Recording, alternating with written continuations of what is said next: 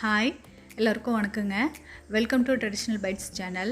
நம்ம இன்றைக்கி கொஞ்சம் டிஃப்ரெண்ட்டாக வெஜிடபிள் பிரியாணி எப்படி பண்ணலான்னு பார்க்கலாங்க. இப்போ வாங்க வீடியோக்குள்ளே போகலாம். இப்போ நம்ம பிரியாணிக்கு தேவையான மசாலா அரைச்சிக்கலாங்க. அதுக்கு 2 துண்டு பட்டை, ஒரு 2 ஏலக்காய், ஒரு 4 கிராம்பு, அப்புறம் ஒரு சின்ன பீஸ் அளவுக்கு அன்னாசிப்பூ,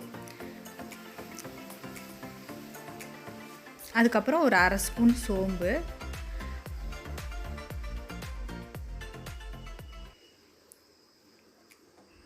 ஒரு 1/2 ஸ்பூன் சீரகம், 1/2 ஸ்பூன் மிளகு.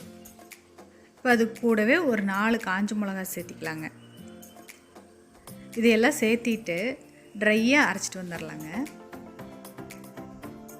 இப்போ ட்ரையாக அரைச்சிட்டு வந்தாச்சுங்க. அது கூட ஒரு கட்டை அளவு பூண்டு, ஒரு சின்ன துண்டு இஞ்சியை சின்ன சின்னதாக கட் பண்ணி வச்சுருக்குறேங்க. இதையும் அரைச்சிட்டு வந்துடலாங்க. அதுக்கப்புறம் ஒரு 2 தக்காளி எல்லாம் சேர்த்து இந்த அளவுக்கு நைஸாக அரைச்சி எடுத்துக்கலாங்க. இப்போ பிரியாணி செய்ய ஆரம்பிக்கலாம். இப்போ ஒரு குக்கரில் ஒரு 2 ஸ்பூன் நெய் விட்டுக்கலாங்க. அது கூடவே ஒரு 2 ஸ்பூன் கடலை எண்ணெய் விட்டுக்கலாங்க.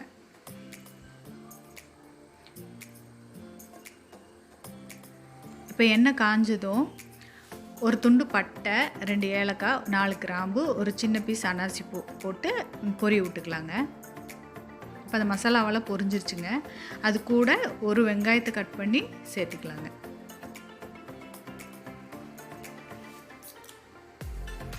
இப்போ இந்த வெங்காயமெல்லாம் நல்லா வதங்கிட்டுங்க. இந்த வெங்காயமெல்லாம் நல்லா வதங்கிருச்சுங்க. அது கூட அரைச்சி வச்ச மசாலாவெல்லாம் சேர்த்திக்கலாங்க.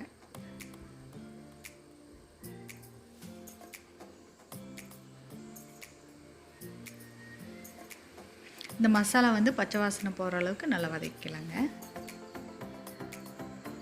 இந்த மசாலாவெல்லாம் நல்லா வதங்கிருச்சுங்க. அது கூட ஒரு கைப்பிடி அளவு புதினா கொத்தமல்லி சேர்த்திக்கலாங்க.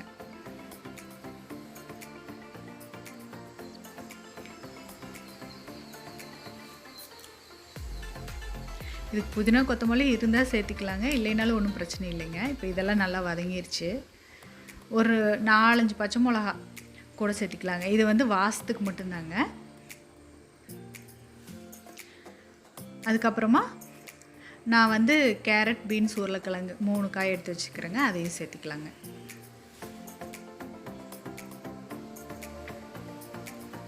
இப்போ இந்த காயெல்லாம் சேர்த்திட்டு நல்லா வதக்கி விட்டுக்கலாங்க. இந்த காயெல்லாம் சேர்த்து வதங்கியாச்சுங்க. இப்போ நான் சோயா பீன்ஸ் நைட்டே ஊற வச்சு வேக வச்சு எடுத்து வச்சுருக்குறேங்க. அதையும் சேர்த்திக்கலாங்க.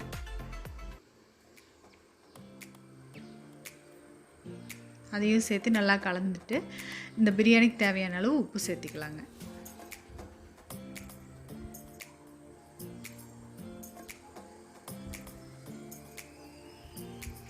இப்போ ஒரு 2 ஸ்பூன் அளவுக்கு தயிர் சேர்த்திக்கலாங்க.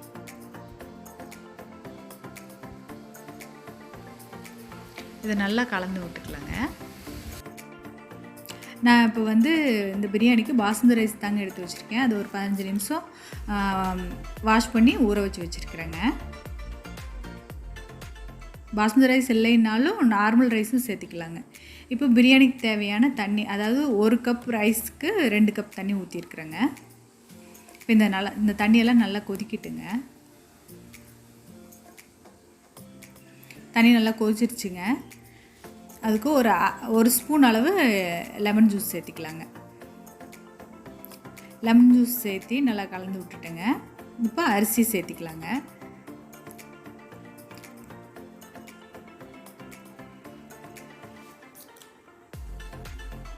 இப்போ அரிசி சேர்த்தி குக்கரை மூடி வச்சு 2 விசில் விட்டுக்கலாங்க. இப்போ 2 விசில் வந்துருச்சுங்க. இப்போ குக்கரை ஓப்பன் பண்ணி பார்க்கலாங்க. பாருங்கள், நம்ம பிரியாணி சூப்பராக ரெடி ஆயிடுச்சுங்க.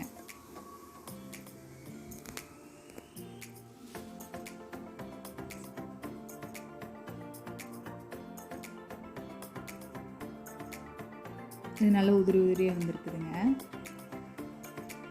அவ்வளோதாங்க, நம்ம வெஜிடபிள் பிரியாணி ரெடி ஆயிடுச்சுங்க. நீங்களும் இது மாதிரி வீட்டில் ட்ரை பண்ணி பாருங்கள். தேங்க்ஸ் ஃபார் வாட்சிங். தேங்க்யூ.